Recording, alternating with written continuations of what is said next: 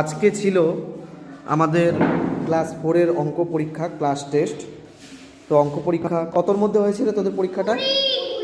কতর মধ্যে হয়েছে? 20-র মধ্যে। কয়টা অঙ্ক ছিল? 10টা অঙ্ক ছিল। তো 20-র মধ্যে হয়েছে 10টা অঙ্ক, সময় ছিল আধা ঘন্টা, তাই তো? মানে 30 মিনিট। তো কে কত পেয়েছে চলো দেখে নিই। হচ্ছে সবুজ দাস, কত পেয়েছিস? 18। কত পেয়েছিস? 18। বের কর। তুই কি সবচেয়ে বেশি পেয়েছিস নাম্বার? হ্যাঁ। ক্লাসের মধ্যে কে সবচেয়ে বেশি নাম্বার পেয়েছে আজকে? তুই? বাহ। সবুজ পেয়েছে কত দেখি 20-র মধ্যে? 20-র মধ্যে 18। তুই কত পেয়েছিস সবুজ? এও সবুজ সরকার 14। কেন নাম্বার কম কেন? সুব্রত কত পেয়েছিস? 12। তুই? খুবই কম, 10। 20-র মধ্যে 10। তুই কত পেয়েছিস?